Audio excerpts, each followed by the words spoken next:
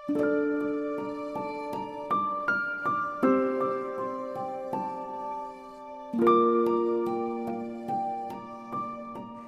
today we will start with the biology lesson. आपण जो syllabus बघणार आहे तो सिलेबस म्हणजे आपला बोर्डचा जो चेंज झालेला सिलेबस आहे. आता बोर्डचा जो तुमच्या वेळेस जो पॅटर्न आहे तो कम्प्लिटली चेंज झालेला आहे. आता यामध्ये फर्स्ट मी सिलेबससाठी सांगणार या सिलेबसची इन्फॉर्मेशन आपण डिस्कस करूयात पहिल्यांदा. आता यामध्ये बायोलॉजीचा जो सिलेबस आहे तो सिलेबस 5 युनिटमध्ये डिवाइड केलेला आहे. बायोलॉजी सिलेबसमध्ये टोटल 5 युनिट्स आहेत आणि ह्या 5 युनिट्समध्ये टोटल 15 टॉपिक्स आहेत. 15 चॅप्टर्स किंवा 15 टॉपिक्स म्हणजे आपल्या बायोलॉजीच्या न्यू सिलेबसनुसार HSC बोर्डचा जो नवीन सिलेबस आहे त्यानुसार आपल्याला टोटल 15 टॉपिक्स आहेत. हे जे 15 टॉपिक्स म्हणजे NCERT बुकनुसार 5 युनिट्स आहेत. आता युनिट्स कुठले कुठले पहा. युनिट्स फक्त कॉन्सन्ट्रेट करा. युनिट महत्त्वाचे आहेत. यातल्या पहिल्या युनिटचं नाव आहे रिप्रोडक्शन. म्हणजे बायोलॉजीच्या सिलेबसमध्ये टोटल 5 युनिट्स आहेत. पहिला युनिट म्हणजे रिप्रोडक्शन. या रिप्रोडक्शन युनिटमध्ये reproduction in organism, reproduction in higher plants आणि रिप्रोडक्शन इन ॲनिमल किंवा ह्युमन रिप्रोडक्शन असे टोटल आपल्याला 4 टॉपिक बघायचे आहेत. पण त्याला जनरली आपल्या सिलेबसनुसार फक्त 2 टॉपिकमध्ये डिवाइड केले. Reproduction in plants and reproduction in animal किंवा ह्युमन रिप्रोडक्शन. त्यानुसार फर्स्ट युनिट आहे रिप्रोडक्शन. सेकंड जो युनिट आहे जेनेटिक्स. सेकंड युनिट आहे जेनेटिक्स. ह्या जेनेटिक्सचं जे युनिट आहे यामध्ये आपण जनरली हेरिडिटी आणि व्हेरिएशन किंवा इनहेरिटन्स आणि व्हेरिएशनची स्टडी करतो. जेनेटिक्समध्ये आपल्याला कॅरेक्टर कसे चेंज होतात, पॅरेंट्सकडनं ऑफस्प्रिंगकडे जाताना कॅरेक्टर कसं चेंज होतं त्याची स्टडी बघायची आहे. त्याला म्हणायचं genetics. Genetics is the study of inheritance and the variation. Correct. आज जो आपण टॉपिक स्टार्ट करतोय ना तो म्हणजे इनहेरिटन्स आणि व्हेरिएशन. तो ह्या युनिटमधला आहे, जेनेटिक्समधला. नेक्स्ट टॉपिक आहे थर्ड टॉपिक. तो आहे ह्युमन फिजिओलॉजी.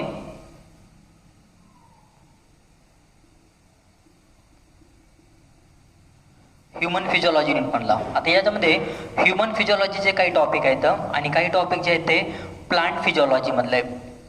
NCERTमध्ये ह्युमन फिजिओलॉजी आणि प्लांट फिजिओलॉजी हे दोन्ही सेपरेट युनिट आहेत. आपल्या सिलेबसनुसार त्याला कंबाईन केलं आहे. आता यामध्ये फिजिओलॉजी म्हणजे मेकॅनिझम म्हणजे बॉडी कसं काम करते, वर्किंग ऑफ द बॉडी, त्याला म्हणलं जातं physiology. Physiology is a study of mechanism of the body म्हणजे हाऊ बॉडी वर्क म्हणजे आपली बॉडी कशी काम करते किंवा ऑर्गॅनिझम कसा वर्क करतोय त्याला म्हणायचं फिजिओलॉजी. मग ह्युमन बिईंगमध्ये ह्युमन फिजिओलॉजी आणि प्लांट्समध्ये प्लांट फिजिओलॉजी. प्लांट फिजिओलॉजी म्हणजे प्लांटमध्ये वर्किंग कसं होतं आणि ह्युमन फिजिओलॉजीमध्ये आपल्या बॉडीमध्ये किंवा ह्युमन बॉडीमध्ये फंक्शन किंवा आपल्या बॉडीमध्ये वर्किंग कसं होतं त्याची स्टडी म्हणजे फिजिओलॉजी. नेक्स्ट युनिट आहे biology in human welfare. Biology in human welfare. या बायोलॉजी इन ह्युमन वेलफेअरमध्ये बायोलॉजीच्या ॲप्लिकेशन बघायचे आपल्याला. म्हणजे बायोलॉजी आपण कुठल्या गोष्टीसाठी यूज करतो आहे. For example human health and diseases म्हणजे आपल्याला जे डिसीजेस होत आहेत त्या डिसीजेसला ट्रीट करण्यासाठी म्हणजे डिसीजेसला ट्रीटमेंट देण्यासाठी आपण जनरली मेडिसिन यूज करतो आहे ते म्हणजे biology in human welfare. Human welfare म्हणजे काय, आपल्यासाठी जे काही आपण त्या सबस्टन्स यूज करतो आहे त्याला वेलफेअर म्हणलं जातं. तर बायोलॉजीचे ॲप्लिकेशन ह्युमन वेलफेअरमध्ये इन्हान्समेंट इन फूड प्रोडक्शन म्हणजे आपण फूडचं प्रोडक्शन कसं करू शकतो, that is enhancement in food production, हे बायोलॉजी इन ह्युमन वेलफेअरमध्ये येतात. बायोटेक्नॉलॉजी हे देखील बायोलॉजी इन ह्युमन वेलफेअरमध्ये येतं. आणि लास्ट जो युनिट आहे 5th नंबरचा दॅट इज इकॉलॉजी युनिट. हा आहे इकॉलॉजी युनिट. इकॉलॉजी म्हणजे इन्व्हायरमेंटची स्टडी. त्याच्यामध्ये इन्व्हायरमेंट रिलेटेड स्टडी घेतली जाते. तर तुम्ही ऑब्झर्व करा आपला जो बायोलॉजी सिलेबस आहे तो टोटल 5 युनिट्समध्ये डिवाइड केला आहे. ह्या 5 युनिट्समध्ये रिप्रोडक्शन ज्यामध्ये आपल्याला प्लांटमधलं आणि ॲनिमलमधलं रिप्रोडक्शन बघायचं आहे. Reproduction in plant, reproduction in animal. Next genetics. जेनेटिक्समध्ये आपल्याला कॅरेक्टर कसे चेंज होतात, कॅरेक्टर जनरेशन आफ्टर जनरेशन कसे पुढे पास केले जातात, म्हणजे इनहेरिटन्स अँड व्हेरिएशनची स्टडी बघायची आहे. नेक्स्ट आहे unit human physiology and plant physiology, ज्याला आपल्या बुकमध्ये फिजिओलॉजी म्हणलं आहे. फिजिओलॉजीमध्ये वर्किंगची स्टडी केलं जातं, म्हणजे how organism work in different system, ज्याच्यामध्ये respiratory system, circulatory system, excretory system. आता ॲक्च्युली एक्सक्रिटरी सिस्टीम 11th स्टँडर्डला झालेलं आहे. याच्यामध्ये आपण बघणार इथं सर्क्युलेटरी सिस्टीम आणि respiratory system. Then nervous coordination and hormonal coordination, म्हणजे आपल्या बॉडी ॲक्टिव्हिटी कशा कंट्रोल केल्या जातात, याला म्हणायचं फिजिओलॉजी. प्लांटमध्ये पण जनरली फिजिओलॉजिकल ॲक्टिव्हिटी कंट्रोल केल्या जातात, त्याला म्हणलं जातं प्लांट फिजिओलॉजी. म्हणजे टॉपिकमध्ये आपल्याला फिजिओलॉजी, प्लांटमधली फिजिओलॉजी बघायची आहे प्लांट फिजिओलॉजी, आणि ह्युमन बिईंगमधली फिजिओलॉजी बघायची आहे that is human physiology. Next last unit आहे, 4th नंबरचा युनिट आहे बायोलॉजी इन ह्युमन वेलफेअर, म्हणजे बायोलॉजीचे आपल्याला ह्युमन बिईंगसाठीचे ॲप्लिकेशन बघायचे आहेत. आणि लास्ट युनिट आहे इकॉलॉजी. हा खूप सोपा युनिट आहे, त्याच्यामध्ये इन्व्हायरमेंटची स्टडी घेतली जाते. Eco means environment and logy means it is the study. So ecology it is a study of environment. तर हे मी तुम्हाला ब्रीफ इंट्रोडक्शन सांगितलेलं आहे, कारण जनरली पहिल्यांदा तुम्हाला सिलेबसचं इंट्रोडक्शन कळालं पाहिजे. टोटल किती टॉपिक आहेत, तर टॉपिक आपल्या सिलेबसला आहेत 15 टॉपिक्स, पण ते डिवाईड केले तर टोटल 5 युनिट्समध्ये. पण ॲक्च्युली नवीन सिलेबसचा प्रॉब्लेम काय झाला आहे पहा, की जुन्या सिलेबसनुसार 19 टॉपिक होते. आता हे तुम्हाला समजलं पाहिजे. जुन्या सिलेबसनुसार 19 टॉपिक होते. त्यांनी काय केलं आहे, याच्यातले 4 टॉपिक कमी केले. तर आता कमी केले म्हणजे ॲक्च्युली नंबर फक्त कमी केला आहे, त्याने टॉपिकला फक्त कंबाईन केलं आहे. म्हणजे त्यांनी काय केलं, for example inheritance and variation हे 2 टॉपिक वेगवेगळे होते. आता पहा जुन्या सिलेबसनुसार इनहेरिटन्स अँड व्हेरिएशन हा टॉपिक जो आहे तो 2 टॉपिकमध्ये डिवाईड केला होता.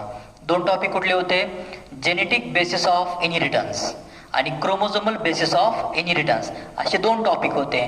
म्हणजे पहा जुन्या सिलेबसनुसार genetic basis of inheritance GBI आणि chromosomal basis of inheritance that is a CBI, असे 2 टॉपिक होते. मग त्यांनी केलं काय, फक्त 2 टॉपिकला कंबाईन केलं आहे. म्हणजे उलट तुमचा लोड वाढला जास्त. म्हणजे जिथं आपण 2 टॉपिक स्टडी करणार होतो ना, एकच स्टडी करायचं आहे, पण टॉपिक खूप मोठा असेल. आणि ह्याच टॉपिकला NCERT बुकमध्ये नाव आहे principles of inheritance and variation. फक्त एक ॲडव्हान्टेज असा आहे, अजून एक महत्त्वाची गोष्ट बघा, आपल्या नवीन सिलेबसचा एक ॲडव्हान्टेज किंवा एक फायदा असा आहे की तुम्हाला NCERT आणि स्टेट बोर्ड वेगवेगळं रीड करण्याची गरज नाही आहे. NCERT बुकची लाईन टू लाईन वर्डिंग जी आहे ना, ते आपल्या स्टेट बोर्डमध्ये घेतली आहे. दोन्हीमध्ये काही चेंज नाही आहे, म्हणजे तुमचं एक टेन्शन कमी झालं आहे. जुन्या सिलेबसनुसार कसं होतं, दोन्ही सिलेबस वेगळा वेगळा होता. आता तसं नाही आहे. NCERT बुकमधला सेम कंटेंट पण सोप्या भाषेमध्ये त्यांनी घेतला आहे स्टेट बोर्डच्या बुकमध्ये. म्हणजे हा कंटेंट खूप सोपा आहे. टॉपिकचं नाव काय NCERT बुकमध्ये, principles of inheritance and variation, आणि तेच आपल्या बुकमध्ये टॉपिकचं नाव काय आहे, इनहेरिटन्स अँड व्हेरिएशन. कळलं का, म्हणजे फक्त टॉपिकचे नाव चेंज केलं तर, म्हणजे मधलं म्हणतात ना ते पॅकेट वेगळं केले, फक्त मधलं कंटेंट जे आहे ना ते सेम आहे. त्यामुळे फायदा काय होतो, तुम्हाला नीटचं प्रिपरेशन करताना एक्स्ट्रा काही वाचण्याची गरज नाही. पहिलं काय व्हायचं, आपल्या मुलांना खूप त्रास व्हायचा, म्हणजे आपल्या मुलांना बोर्डसाठी वेगळं बुक वापरावं लागायचं आणि वेगळं रिडिंग करावं लागायचं, आणि नीटसाठी NCERTचं वेगळं बुक वाचावं लागायचं. आता आहे ना आपलं बुक बघा, कंटेंट खूप वाढलं आहे आणि सेम कंटेंट NCERT बुकसारखं आहे. म्हणजे तुम्ही ज्यावेळेला बोर्डचं प्रिपरेशन करताय त्यावेळेला ॲटोमॅटिकली CETचं आणि नीटचं प्रिपरेशन हे ॲटोमॅटिक होऊन जातं. म्हणजे टेन्शन घ्यायची गरज नाही आहे. कळलं ना. म्हणजे आज आपलं पहिलं लेक्चर आहे. या लेक्चरमध्ये आपण इंट्रोडक्शनचे पॉईंट्स बघितले तर, आणि आपण काय करतोय, प्रत्येक टॉपिकला म्हणजे पार्टमध्ये डिवाईड करतोय. आज जे मी टॉपिक घेतोय इनहेरिटन्स अँड व्हेरिएशन, त्याचे आपण टोटल ह्या टॉपिकचे आपल्याला 8 पार्ट करायचे आहेत. म्हणजे हा टॉपिक आपण 8 पार्टमध्ये डिवाईड केलेला आहे. पार्ट 1, पार्ट 2, पार्ट 3 असे किती 8 पार्ट असतील. 8 पार्टमध्ये टॉपिक आपला संपून जाईल. कळलं ना. आणि प्रत्येक पार्ट जो आहे तो फक्त 40 मिनिटचा आहे. 40 मिनिटमध्ये एक पार्ट कव्हर होणार. म्हणजे तुम्हाला एक पार्ट जास्त बोर पण होणार नाही. एका वेळेला किती व्हिडिओ बघणार तुम्ही, फक्त 40 मिनिटचा व्हिडिओ बघणार. Next part 40 मिनिटचा. असं करत करत तुमचा टॉपिक पण एकदम इझिली कव्हर होऊन जाईल. कळलं. तर आज आपण स्टार्ट करूयात. First topic inheritance and variation. तर पहिले 10 मिनिट मी तुम्हाला सांगितलं about the syllabus of the biology. Biology syllabus total 5 units आणि टॉपिक्स आहेत 15 टॉपिक्स. आता यामध्ये फर्स्ट टॉपिक मी ॲक्च्युली सिक्वेन्सली टॉपिक घेत नाही आहे. ॲक्च्युली पहिला टॉपिक रिप्रोडक्शनचा आहे, पण मी टॉपिक स्टार्ट करतो आहे जेनेटिक्स, कारण जेनेटिक्स टॉपिक थोडासा टफ आहे. याच्यामध्ये थोडे प्रॉब्लेम्स देखील आहेत, याच्यामध्ये कन्सेप्ट थोडेसे म्हणजे कन्फ्युजिंग आहेत. त्यामुळं हा टॉपिक आपण पहिल्यांदा स्टार्ट करतो आहे. तर टॉपिकचं नाव आहे इनहेरिटन्स अँड व्हेरिएशन्स. ठीक आहे. हा टॉपिक जो आहे तो येतोय जेनेटिक्स नावाच्या युनिटमध्ये.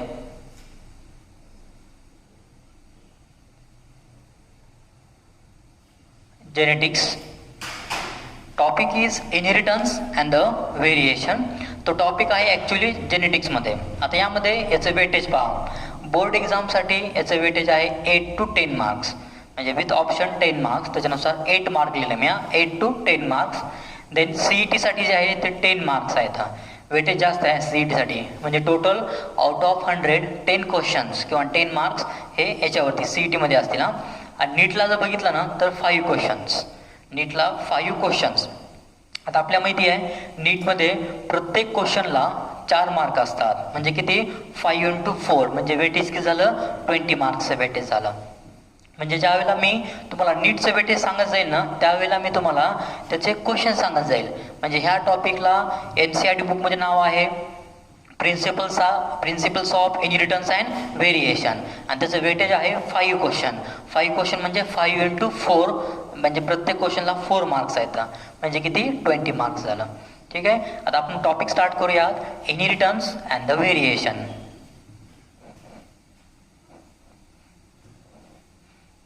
हे आता वेटेज मी रब करतोय पूर्णपणे. आता टॉपिक स्टार्ट करतोय. It is inheritance and variation. तर त्यामध्ये पहा जेनेटिक्स म्हणजे काय. Genetics is a branch of biology. Genetic is a branch of biology which deals with the study of heredity and variation. Genetics is a branch of biology which deals with the study of heredity and variation. त्यामध्ये पहा जेनेटिक्समध्ये आपल्याला 2 गोष्टीची study करायची आहे, heredity and variation. त्यानुसार लक्षात ठेवा this genetics is the branch of biology which deals with the study of heredity and variation. ह्या हेरिडिटीला दुसरं नाव आहे इनहेरिटन्स. काही बुकमध्ये असं पण म्हणलं आहे, हेरिडिटी आणि इनहेरिटन्स सेम म्हणलं आहे, आणि काही बुकमध्ये इनहेरिटन्समध्ये हेरिडिटी आणि व्हेरिएशन या दोघांना कंबाईन केलं आहे. त्यामुळे तुम्ही आता इथं असं लक्षात ठेवा heredity is also called inheritance. कळलं. आता यानुसार genetics is the branch of biology which deals with the study of heredity and variation. आता यामध्ये हेरिडिटी आणि व्हेरिएशन म्हणजे काय पहा. हेरिडिटीचा अर्थ काय असतो, ज्यावेळेला रिप्रोडक्शन होतं, आपल्या माहिती आहे रिप्रोडक्शनमध्ये पॅरेंट्स असतात, त्यामध्ये आपण काय सांगतोय मेल पॅरेंट्स हा सिम्बॉल वापरतोय आणि फिमेल पॅरेंट आपण हा सिम्बॉल वापरतोय. मेल आणि फिमेल पॅरेंट्स यांच्यापासून न्यू इंडिव्हिज्युअल बनतात. हे जे न्यू इंडिव्हिज्युअल बनतात यांना आपण म्हणतोय ऑफस्प्रिंग. यांना कॉमनली ऑफस्प्रिंग्स म्हणलं जातं. आता यामध्ये पहा ज्या वेळेला पॅरेंट्सचं रिप्रोडक्शन होतं, मग ते रिप्रोडक्शन एक तर सेक्सुअल रिप्रोडक्शन असतं किंवा असेक्सुअल रिप्रोडक्शन. आता यामध्ये मी जे सांगतो हे जे रिप्रोडक्शन आहे ते सेक्सुअल रिप्रोडक्शन कॅटेगरीमध्ये येतं. आता फॉर एक्झाम्पल पॅरेंट्सचं सेक्सुअल रिप्रोडक्शन झालेलं आहे, त्यामध्ये मेल पॅरेंट्स हे मेल गॅमेट तयार करतात, फिमेल पॅरेंट्स फिमेल गॅमेट तयार करतात.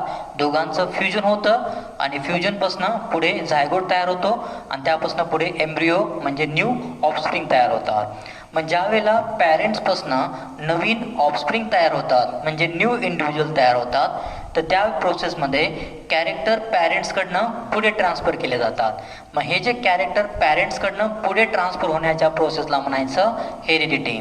Heredity is the transmission of characters from parents to their offspring. म्हणजे पॅरेंट्सकडनं जे काही कॅरेक्टर्स आहेत, आता आपण पहा आपल्याकडे कॅरेक्टर्स म्हणजे आपल्याकडे 2 डोळे आहेत, म्हणजे हे कॅरेक्टर आपल्याला आपल्या आईवडिलाकडनं आलेलं आहे. त्यांच्याकडे जेवढे कॅरेक्टर्स आहेत तेवढेच कॅरेक्टर आपल्यामध्ये आहेत. कॅरेक्टरचा अर्थ काय असतो की आपण कसे दिसतोय, आपल्यामध्ये कुठल्या कुठल्या गोष्टी आहेत, कुठलं स्ट्रक्चर आहे आपल्यामध्ये, आपल्या बॉडीचं स्ट्रक्चर कसं आहे, याला म्हणायचं कॅरेक्टर. आणि हे कॅरेक्टर आपल्याला आपल्या पॅरेंट्सकडनं मिळतात. आता फॉर एक्झाम्पल डॉगचे कॅरेक्टर त्यांच्या पॅरेंट्सकडनं आलेले असतात. एखादं प्लांट असेल मँगोचे कॅरेक्टर हे मँगो प्लांट्सपासून आलेले असतात. म्हणजे काय, एखाद्या ऑर्गॅनिझमचे कॅरेक्टर्स हे त्यांचे पॅरेंट्स ठरवत असतं. मग हे जे कॅरेक्टर पुढे पास होण्याच्या प्रोसेसला म्हणायचं हेरिडिटी. तर heredity is the transmission of characters from parents to their offspring. आता याच्यामध्ये मी 2 वर्ड्स यूज करतो. ऑफस्प्रिंग एक वर्ड यूज केला जातो. म्हणजे जनरली पहा, ज्यावेळेला आपण पॅरेंट सांगतोय म्हणजे रिप्रोडक्शन 2 टाईपचं आहे, asexual and sexual reproduction. Suppose पॅरेंट्सनं सेक्स्युअल रिप्रोडक्शन दाखवलं असेल तर नवीन जे इंडिव्हिज्युअल तयार होतात त्यांना कॉमनली ऑफस्प्रिंग म्हणलं जातं. आणि जर पॅरेंट्स हे असेक्स्युअल रिप्रोडक्शन दाखवत असतील, असेक्स्युअल रिप्रोडक्शन, पण त्याच्यापासून जे नवीन इंडिव्हिज्युअल तयार होतात त्यांना क्लोन्स म्हणलं जातं. ठीक आहे, याला क्लोन्स म्हणायचा. आता हे नीटला आणि सीईटीला विचारलेले क्वेश्चन, जर पॅरेंट्स सेक्स्युअल रिप्रोडक्शन दाखवत असतील तर त्याच्यापासून जे नवीन इंडिव्हिज्युअल बनतात त्यांना म्हणायचं ऑफस्प्रिंग.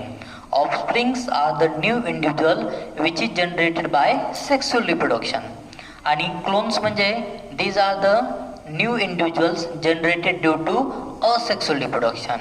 म्हणजे पॅरेंट्सनं असेक्स्युअल रिप्रोडक्शन परफॉर्म केलं तर क्लोन्स तयार होणार, आणि सेक्स्युअल रिप्रोडक्शनचं परफॉर्म केलं तर ऑफस्प्रिंग. त्याला फक्त नावं वेगळे वापरले. तर न्यू इंडिव्हिज्युअल असेक्स्युअल रिप्रोडक्शन तयार होत असतील तर त्यांना क्लोन म्हणा, आणि जर सेक्स्युअल रिप्रोडक्शन तयार होत असतील तर त्यांना ऑफस्प्रिंग म्हणा. बस एवढाच फरक आहे. कळलं? तर यानंतर पॅरेंट्समध्ये आपण आता फोकस करतोय फक्त सेक्स्युअल रिप्रोडक्शनवरती. कारण ज्यावेळेला सेक्स्युअल रिप्रोडक्शन होतं ना त्यावेळेला इनहेरिटन्स पण होत असतं आणि व्हेरिएशन पण होत असतं. करेक्ट, त्याच्यामध्ये इनहेरिटन्स आणि व्हेरिएशन. तर इनहेरिटन्स म्हणजेच काय, हेरिडिटी. आणि heredity is the transmission of character from parents to their offspring. Correct. आता यामध्ये पहा, जर parents to offspring character transfer झाले त्याला हेरिडिटी म्हणायचं. पण असं होत असताना हे पॅरेंट्स आणि ऑफस्प्रिंग यांच्यामध्ये काही चेंजेस पण असतात. म्हणजे ऑफस्प्रिंग हे त्यांच्या पॅरेंट्ससारखे नसतात. आता आपणच पहा ना, आपण आपल्या आईवडिलांसारखे सेम नसतो. दिसायला आपण वेगळे असतो, आपण आपल्या आईवडिलांपेक्षा वेगळे दिसतो. मग कशामुळे वेगळे दिसतो, तर व्हेरिएशनमुळं. म्हणजे ज्या वेळेला पॅरेंट्सपासनं न्यू ऑफस्प्रिंग तयार होतात पण ते सेम त्यांच्या पॅरेंट्ससारखे नसतात, त्याच्यामध्ये काहीतरी चेंजेस होतात. The changes between parents and their offspring it is called as the variation. त्याला काय म्हणायचं, व्हेरिएशन. व्हेरिएशन म्हणजे बदल, चेंज होणं. म्हणजे आपण आपल्या पॅरेंट्ससारखे सेम दिसत नाहीत, काहीतरी बदल असतो, काहीतरी चेंजेस असतात, त्या चेंजेसला म्हणायचं व्हेरिएशन. आणि हे व्हेरिएशन प्लस हेरिडिटी या दोघांना कंबाईनली म्हणलं जातं it is genetics. So genetics is the branch of biology which deals with the study of heredity and variation. Heredity is the transmission of character from parents to their offspring. Variation is the dissimilarity or changes between parents and their offspring. And the study of heredity and variation combinedly called as the genetics. कळलं? आणि ह्याच टॉपिकला आपण NCERT बुकमध्ये म्हणतोय principles of inheritance and variation. इथे टॉपिकचं नाव काय, फक्त इनहेरिटन्स अँड व्हेरिएशन. इनहेरिटन्स म्हणजे हेरिडिटी आणि व्हेरिएशन मात्र कॉमन वर्ड आहे. तर इनहेरिटन्स किंवा हेरिडिटी म्हणजे transmission of character from parents to their offspring, and variation म्हणजे डिससिमिलॅरिटी. म्हणजे चेंजेस, डिससिमिलॅरिटी किंवा changes between parents and their offspring. कळलं? तर पहिल्यांदा आपण याचं इंट्रोडक्शन बघितलं. तर ह्या टॉपिकमध्ये आपल्याला मेंडेलची स्टडी बघायची आहे. आता ह्या टॉपिकमध्ये आपण पाहूयात की ॲक्च्युली आपल्याला टॉपिकमध्ये 2 पार्ट्स बघायचे. आता टॉपिकचं परत इंट्रोडक्शन सांगतो. जेनेटिक्स, यामध्ये फादर ऑफ जेनेटिक्स, हां बरोबर काय, Gregor John Mendel. Exactly correct. Father of genetics is John Mendel.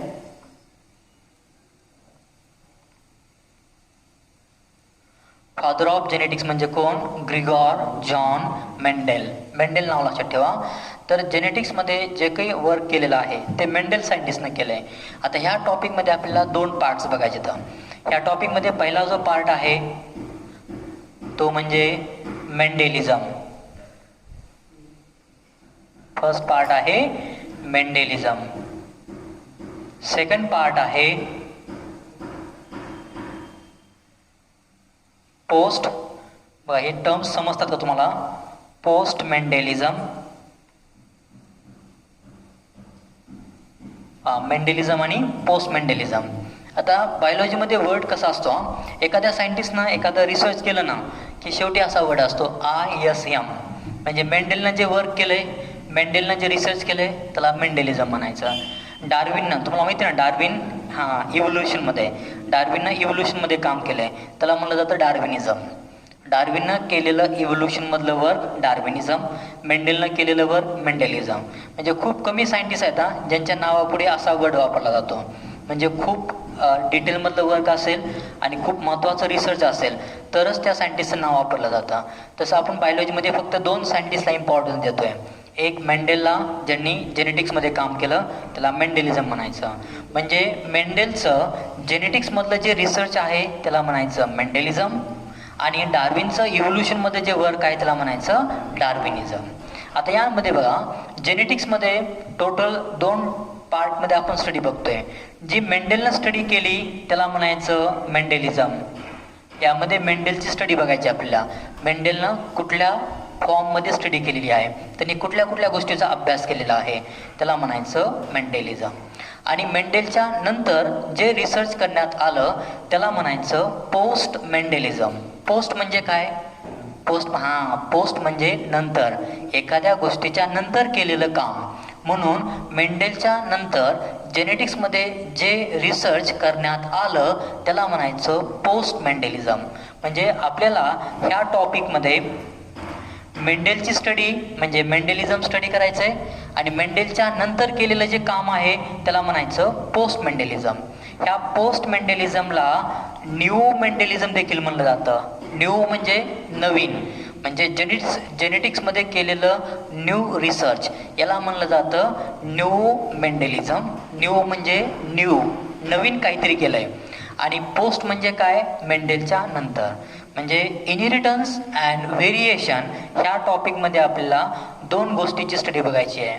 मेंडेलनं केलेलं रिसर्च त्याला म्हणायचं मेंडेलिझम, मेंडेलच्या नंतर झालेलं रिसर्च त्याला म्हणायचं पोस्ट मेंडेलिझम. कळलं?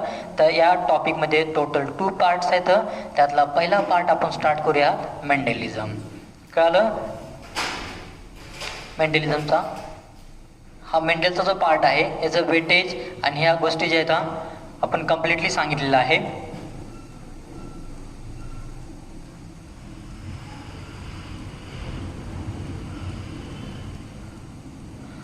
आणि स्टुडंट्स, मी तुम्हाला आपल्या लेक्चरच्या स्टार्टिंगला सांगितलं होतं की ज्यावेळेला आपण एखादा टॉपिक स्टडी करतोय तो पार्टमध्ये स्टडी करतोय. त्याचे मी पार्ट्स आपण डिवाईड केले आहेत. आपण काय केलं तर 40 मिनिटाचे त्याला पार्टमध्ये डिवाईड केलं आहे. आज जो मी टॉपिक स्टार्ट केलेला आहे तो म्हणजे आपला पार्ट 1 आहे. म्हणजे इनहेरिटन्स अँड व्हेरिएशन हा टॉपिक खूप मोठा आहे ज्याला आपण 40 मिनिटाच्या पार्ट्समध्ये डिवाईड केलेला आहे. त्यामध्ये फर्स्ट पार्टमध्ये आज आपण इंट्रोडक्शन बघतो टॉपिकचं. त्या इंट्रोडक्शनमध्ये मी काय सांगितलं?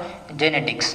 Genetics is the branch of biology which deals with the study of heredity and variation. Very good. Next one, in this topic we will discuss the 2 parts. त्यामध्ये फर्स्ट पार्ट मेंडेलिझम. मेंडेलिझम म्हणजे जेनेटिक्समध्ये मेंडेलनं केलेलं research work. And second part म्हणजे post मेंडेलिझम. Post मेंडेलिझम म्हणजे मेंडेलच्या नंतर झालेलं research त्याला म्हणलं जातं पोस्ट मेंडेलिझम. कळलं? तर हे पार्ट लक्षात ठेवा ज्याच्यामध्ये आपण स्टार्टिंग करूया मेंडेलिझम.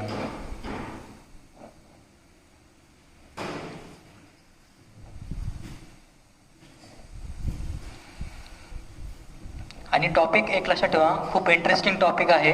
टॉपिकमध्ये कन्सेप्च्युअल पार्ट जर कव्हर झाला ना आणि आपण एक सेपरेट एक एक्स्ट्रा लेक्चर शेवटी घेऊया आता एक पार्टमध्ये ज्याच्यामध्ये आपण वेगवेगळे प्रॉब्लेम सॉल्व्ह करूयात. कारण ह्या टॉपिकमध्ये तुम्हाला प्रॉब्लेम पण सॉल्व्ह करावे लागतात. कारण काय होतं याच्यामध्ये आपल्या नीटला एक क्वेश्चन प्रॉब्लेम रिलेटेड असतो. प्रॉब्लेम म्हणजे असं मॅथमॅटिक्सच्या कॅल्क्युलेशनसारखा नसतो, थोडा लॉजिकल असतो. तुम्हाला 10thला हे झाले का मॅथमॅटिकल लॉजिक, प्रोबॅबिलिटी? हां, प्रोबॅबिलिटी जो टॉपिक आहे ना, त्या प्रोबॅबिलिटीमध्ये तुम्ही सांगतात ना, म्हणजे कॉईन टॉस केली आहे, हेड किंवा टेलची पॉसिबिलिटी किती 50-50%. तर तशा टाईपमध्ये याच्यामध्ये प्रॉब्लेम्स आहेत. कारण मेंडेल हे बायोलॉजीमध्ये असे पहिले सायंटिस्ट आहेत ज्याने बायोलॉजीमध्ये मॅथ्सचा यूज केला आहे. म्हणजे मेंडेल बाबतीमध्ये असं सांगितलं जातं की मेंडेलनं त्यावेळेला जे रिसर्च वर्क केलं होतं ना, ते कुणालाही समजलं नाही. त्यावेळेसच्या सायंटिस्टला ते समजलं नाही, कारण मेंडेलनं जे वर्क केलं होतं ना, त्यांनी त्याच्यामध्ये मॅथमॅटिक्स वापरलं. मेंडेलची जी आपण स्टडी सांगतोय ना, त्या मेंडेलच्या स्टडीमध्ये मेंडेलनं बायोलॉजीमध्ये मॅथमॅटिक्सचा यूज केला. त्या मॅथमॅटिक्सला स्टॅटिस्टिक्स म्हणलं जातं. स्टॅटिस्टिक्स म्हणजे मॅथमॅटिक्समधला पार्ट आहे. तुमचा जो टॉपिक आहे 10thचा प्रोबॅबिलिटी, तर हां याच्यातला टॉपिक आहे स्टॅटिस्टिक्समधला आहे, त्याला स्टॅट म्हणलं जातं.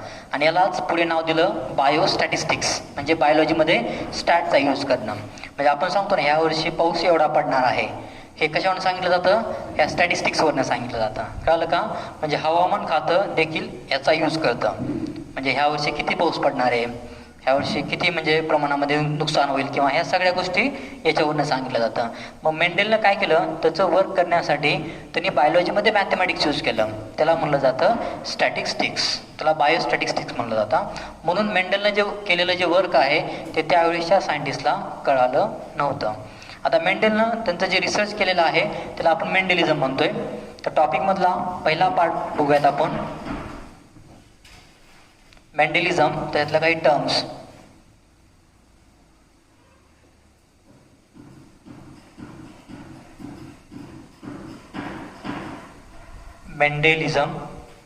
मेंडेलिझममध्ये डिफरंट टर्म्स, तर याच्यामध्ये वेगवेगळ्या टर्म्स यूज केल्या. मेंडेलने यूज केलेल्या डिफरंट टाईपच्या टर्म्स. आता हा पार्ट खूप महत्त्वाचा आहे. हे समजलं ना, टॉपिक पूर्ण समजून जातो, काही अवघड जात नाही. आता यामध्ये आपण पहिल्यांदा त्याच्या 4 डेफिनेशन बघूयात. टोटल म्हणजे 10 टर्म्स आहेत. त्यातल्या पहिल्यांदा 4 टर्म्स बघूयात. त्यात त्यांनी काय सांगितलं बघा. अकॉर्डिंग टू मेंडेल, ऑर्गॅनिझममध्ये कॅरेक्टर्स असतात, आणि हे कॅरेक्टर जे येतं ते कंट्रोल करण्यासाठी त्यांच्यामध्ये एक केमिकल असतं. त्या केमिकलला नाव दिलं फॅक्टर्स. नेक्स्ट वन, हे जे कॅरेक्टर्स आहेत ना, ह्या कॅरेक्टर्सचे 2 टाईप असतात. त्यांना काय म्हणायचं? Correct, very good. याला म्हणायचं ट्रेट्स, करेक्ट. तसंच हे जे फॅक्टर्स आहेत ना, ह्या फॅक्टरचे पण 2 अल्टरनेटिंग फॉर्म्स असतात. यांना काय म्हणायचं माहिती आहे? यांना म्हणलं जातं अलील्स, और यांना दुसरं नाव आहे अलिलोमॉर्फ्स.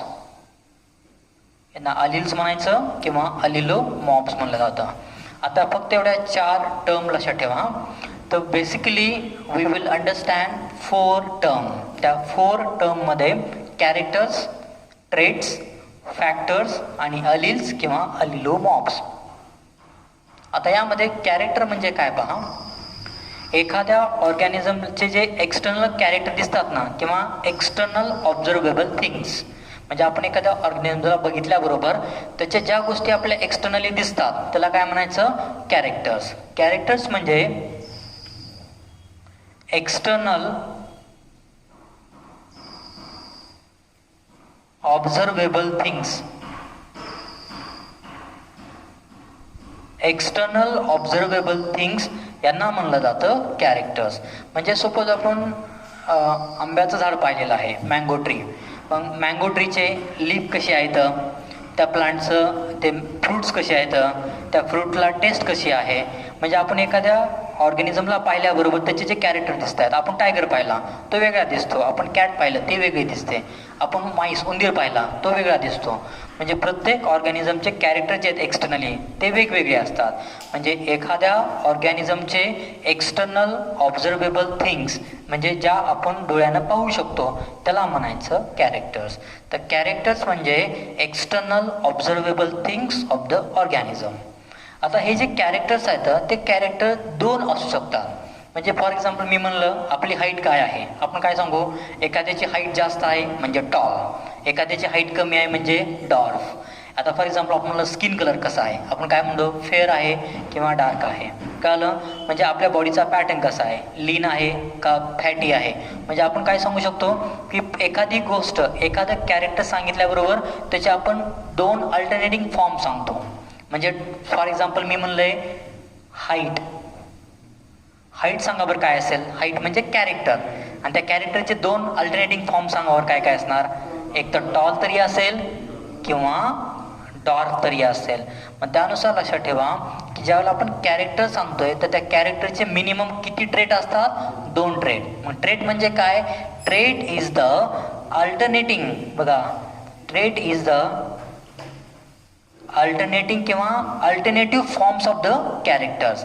म्हणजे कॅरेक्टरचे जे अल्टरनेटिव्ह फॉर्म्स असतात त्याला म्हणलं जातं ट्रेट्स. कळलं, traits is the alternative forms of the character, and character is the external observable things of the organism.